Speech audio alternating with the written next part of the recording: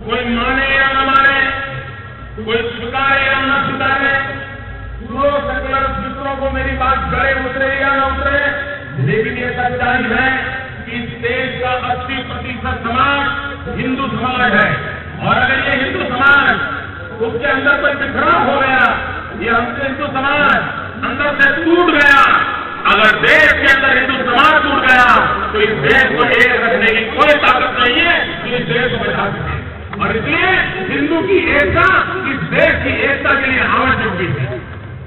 അംഗീകരിച്ചാലും അംഗീകരിച്ചില്ലെങ്കിലും ആര് സ്വീകരിച്ചാലും ആര് സ്വീകരിച്ചില്ലെങ്കിലും ഈ നാട്ടിലെ കപട മതേതരവാദികൾ വിമർശിച്ചാലും വിമർശിച്ചില്ലെങ്കിലും ഒരു കാര്യം പരമമായ സത്യമാണ്. ആ സത്യം ഞാൻ നിങ്ങളുടെ മുന്നിൽ പറയുകയാണ്.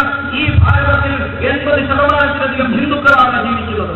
ഈ ഹിന്ദു ജനതയുടെ ഉള്ളിൽ വിഘടനവാദന വളർന്നാൽ, അവർ ഭിന്നഭിന്നരായി കഴിഞ്ഞാൽ, അവർ ചിന്നിച്ചിതറിപ്പോയാൽ ഈ രാഷ്ട്രത്തെ രക്ഷിക്കുവാൻ വേറെ ആർക്കും സാധ്യമല്ല. ഹിന്ദു സമാജത്തിന്റെ സംഘടിത സ്വഭാവത്തിലൂടെ മാത്രമേ, ഹൈന്ദവ ഐക്യത്തിലൂടെ മാത്രമേ ഈ ഭാരതത്തെ രക്ഷിക്കുവാൻ, ഭാരതത്തെ മുന്നോട്ട് കൊണ്ടുപോകാൻ സാധ്യമാകൂ എന്ന സത്യം ഞാൻ നിങ്ങളോട് പറയുകയാണ്. अगर इसको मानना है ऊंच नीच के भेदभाव मिटाने चाहिए, अस्पृश्यता को खत्म करना पड़ेगा। हमारा दलित हो, वंचित हो, उसको गले लगाना होगा। जंगलों में रहने वाला मेरा आदिवासी भाई हो, उसके कल्याण के लिए हमें आगे आना पड़ेगा और समाज के छोटे से छोटे व्यक्ति को अपना बना करके उसकी प्रगति के लिए प्रयास करना पड़ेगा।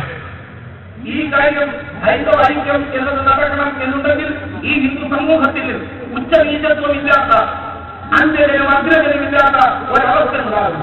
പിന്നാക്കക്കാരെയും പിന്തള്ളപ്പെട്ടവരെയും അഭക്തരെയും ദരിദ്രരെയും മലയാളി സഹോദരങ്ങളെയും എല്ലാം സഹോദരങ്ങളാണ് എന്ന ഭാവനയോടുകൂടി മാറോട് ചേർത്ത് മുഴുകി നമുക്ക് ഒത്തൊരുമിച്ച് മുന്നോട്ട് പോകാൻ കഴിയുമെങ്കിൽ മാത്രമേ ഈ ഹൈന്ദവ ഐക്യം എന്ന് പറയുന്നതായ വസ്തുത സത്യമായി തീരുകയുള്ളൂ. मैं तो हिंदुस्तान के अंदर सामाजिक भेदभाव मिटाने के लिए, अस्पृश्यता के डर मिटाने के लिए महात्मा गांधी, महात्मा फूले, बाबा साहब अम्बेडकर, अनेक महापुरुषों ने काम किया था। लेकिन हमारे हिंदू समाज के अंदर अस्पृश्यता के पीछे हमारी धार्मिक मानसिकता भी, जब तक हमारे संतों, महंतों, आचार्यों के माध्यम से अस्पृश्यता के खिलाफ आवाज नहीं उठती है, तब तक अस्पृश्यता हमारे धार्मिक मन से नहीं जाएगी। और इसलिए परम पूज्य गुरु जी ने कुंभ के मेले देश के सभी संतों को एकत्र किया और देश के संतों ने आह्वान किया था, न हिंदू पति तो भरे, हिंदू सदे सहोदर रहा, सभी हिंदू एक माँ के बेटे हैं। इस प्रकार का भाव जमाने का एक भगीरथ कार्य परम पूज्य गुरु जी ने किया। പരമപൂജനീയ ഗുരുജിയുടെ ഏറ്റവും വലിയ സംഭാവന ഈ രംഗത്തുള്ള അദ്ദേഹത്തിന്റെ പ്രവർത്തനമായിരുന്നു എന്ന് നമുക്ക് കാണാൻ സാധിക്കും. ഈ നാട്ടിൽ നിലനിന്നിരുന്ന ഹൈന്ദവ സമൂഹത്തിന്റെ ഉള്ളിൽ നിലനിന്നിരുന്ന അസ്പൃശ്യത, അയിത്തം, കൊട്ടുകൂടായ്മ തുടങ്ങിയ അനാചാരങ്ങൾക്കെതിരെ ഒട്ടനവധി മഹാത്മാക്കൾ പ്രവർത്തിച്ചിട്ടുണ്ട്. മഹാത്മാ ഗാന്ധിജി അതിനുവേണ്ടി പ്രവർത്തിച്ചു, മഹാത്മാ ഫുലെ അതിനുവേണ്ടി പ്രവർത്തിച്ചു, ഭീമറാവ് റാംജി അംബേദ്കർ അതിനുവേണ്ടി പ്രവർത്തിച്ചു. പക്ഷേ ഒരു വസ്തുത നമുക്ക് എല്ലാവർക്കും അറിയാം, ഈ അസ്പൃശ്യതയും ഐക്യവും ഒക്കെ നിലനിർത്തുന്ന കാര്യത്തിൽ മതപരമായ അന്ധവിശ്വാസങ്ങൾക്ക്, മതപരമായ ആചാരങ്ങൾക്ക് വലിയൊരു പങ്ക് ഒരു ഘട്ടത്തിൽ നിലനിന്നിരുന്നു. ഈ മതപരത, ഈ കാര്യത്തിൽ ഐക്യത്തിനും മറ്റും നിലനിന്നിരുന്ന ഈ മതപരത ഇല്ലാതെയാകണം എന്നുണ്ടെങ്കിൽ മത ആചാര്യന്മാർക്ക്, ധാർമ്മിക ആചാര്യന്മാരുടെ സമ്മതിയും പിന്തുണയും ഈ കാര്യത്തിൽ ഉണ്ടായാലേ മതിയാവും എന്ന് പരമപൂജനീയ ഗുരുജി മനസ്സിലാക്കി.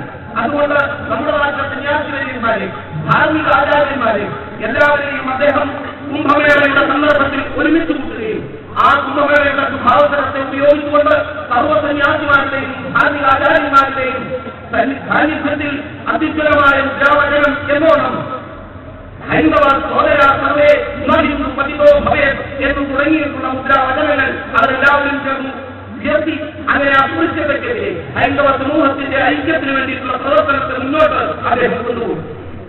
गुजरात के अंदर मेरी सरकार ने एक योजना बनाई और उस योजना के तहत मैंने घोषणा की, अगर कोई इंटर कास्ट मैरिज करते हैं और उसमें भी कोई दलित,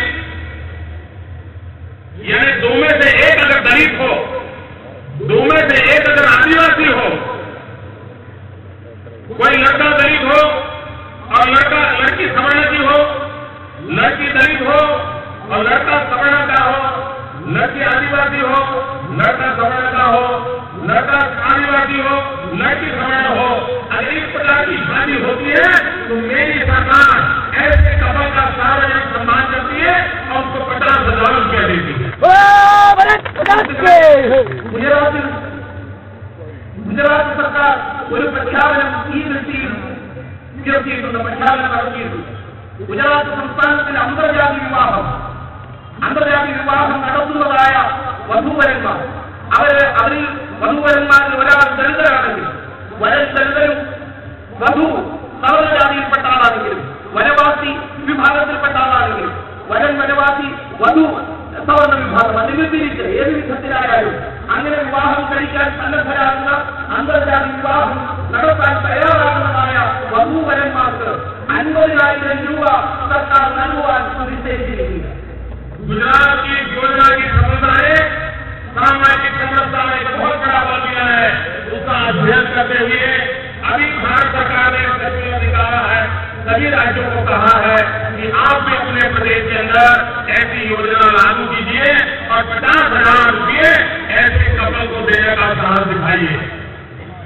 ഗുജറാത്ത് സർക്കാർ സാമൂഹ്യ സമത്വത്തെ സാധ്യമാക്കുന്നതിന് വേണ്ടി സാക്ഷാത്കരിക്കുന്നതിന് വേണ്ടി ഇങ്ങനെ തുടങ്ങിവെച്ച ഈ പദ്ധതി വിജയമാണ് എന്ന് മനസ്സിലാക്കിയ കേന്ദ്ര സർക്കാർ ഈ കാര്യത്തെക്കുറിച്ച്, ഈ പദ്ധതിയെക്കുറിച്ച് പൂർണ്ണമായി പഠിക്കുകയും ഇപ്പോഴത്തെ മറ്റെല്ലാ സംസ്ഥാനങ്ങൾക്കും അത്തരമൊരു നിർദ്ദേശം സർക്കാർ പ്രഖ്യാപന രൂപത്തിൽ നൽകിയിരിക്കുകയാണ്. ഗുജറാത്തിൽ ചെയ്തതുപോലെ ഇങ്ങനെ അന്തർജാതി വിവാഹം നടത്തുന്നതായ വധൂവരന്മാർക്ക് 50,000 രൂപ നൽകുവാൻ ഓരോ സംസ്ഥാന സർക്കാരും തയ്യാറാവണം എന്നിപ്പോൾ ഭാരത സർക്കാർ പറഞ്ഞിരിക്കുകയാണ്.